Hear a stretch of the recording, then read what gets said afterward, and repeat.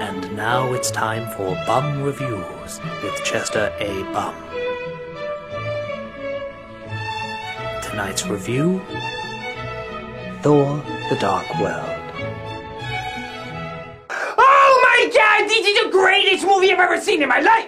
This filler until Avengers 2 has spoilers! There's this guy named Thor, and he's busy keeping all of the 9 realms safe. But he also has a father, played by pirate Hannibal Lecter, and he's like, I think you should take a break, Thor. You're right, father. That's why I'm gonna kinda sorta be flirting with Warrior Princess here until my other girlfriend comes in which case I'll drop her like a rock. Solid. And speaking of which, his old girlfriend is trying to get on with her life. Surviving the Phantom Menace isn't easy. Then she's approached by her science team, who just graduated from the parents in the Transformer movie Art of Acting. We're here to say obvious things in funny voices and act kooky. And the girlfriend is like, okay, but what reason for the plot are you here? Well, our old scientist guy was found running around naked at Stonehenge. What? Why? Comedy! Oh, yeah, comedy. But then Thor comes back to see his girlfriend, and she's like, is that a hammer in your pocket, or are you just happy to see me? Can't it be both? You've been gone a long time, creep.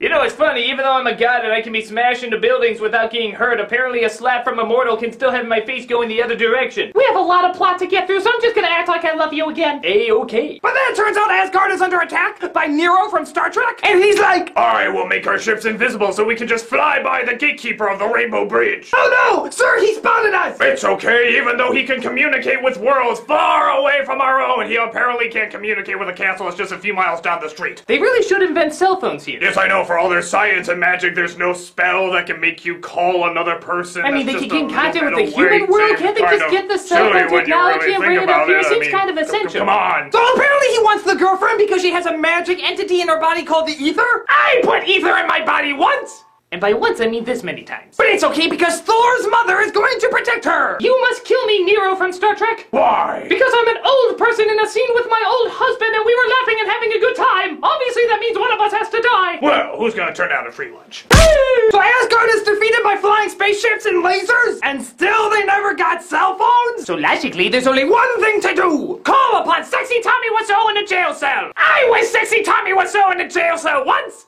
They did things to me. So Thor is like, I want you to help me, but I need you to wear handcuffs the whole time. And Loki is like, I'm the god of mischief and mayhem. You really think handcuffs are gonna stop me? Listen, our powers seem to be very vague and change from time to time, so for now, handcuffs are gonna stop you. Okay, if for any other reason, I know the fangirls want to see me in that.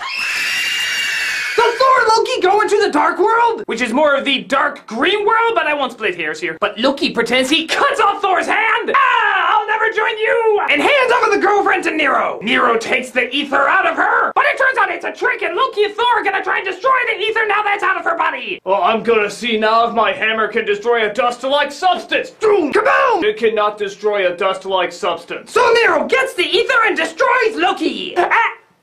Wait a minute, what? Rewind me back. So Nero gets the ether and destroys Loki! You destroyed Loki?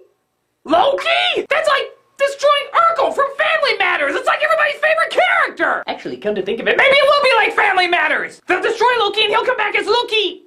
Fun! Seriously, the show really jumped the shark at that point. And Thor, of course, takes the death of his brother very personally! No! Okay, I'm good. But the bad news is that Thor and his girlfriend are now stuck in the dark world! But coincidentally, in this gigantic world that God knows how big it is, they just happen to find the one invisible tiny part of that world that gets them out. Hey, remember that scene where we were throwing our keys and shoes into this black hole that went nowhere? You mean the incredibly long and unfunny scene? Yeah, like most of the ones I'm in. Well, here's where they went, so we can get back! Then let us journey through the power of improbability!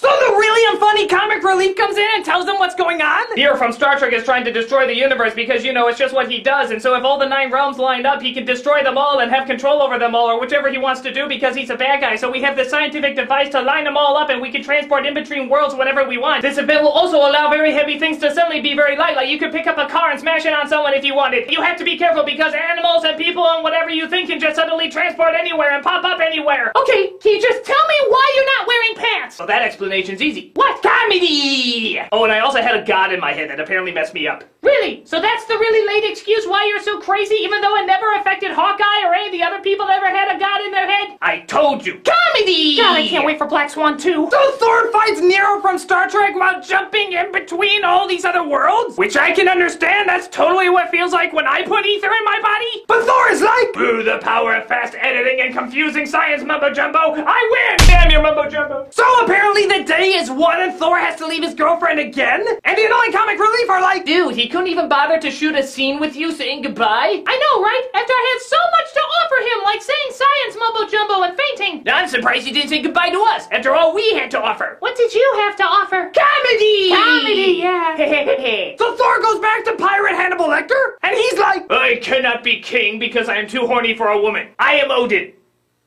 Yes, you are. I know, I just wanted to be sure there was no confusion that I, in fact, am Odin. Okay, I'm just gonna walk out here now. I am Loki. What? Odin! Okay, that's what I thought you said. Haha, it was me, Loki all along! And how did I do it even though you clearly saw me die in a previous scene?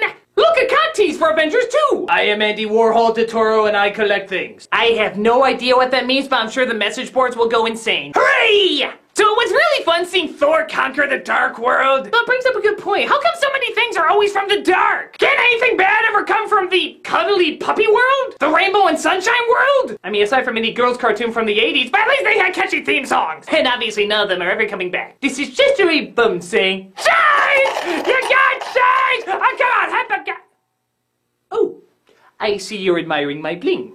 Well, I use the money that I have been saving up over the years to get the latest model in the baking cup. You will notice the fine shine, the color red, though I hear it gets pulled over by more cops, but it's the color most used by advertisers because it captures the eye the most. So I appreciate the latest model and oh, wait! Hey! I still want change! Come on, I can still upgrade to the newest model! This one doesn't even have 4-wheel drive!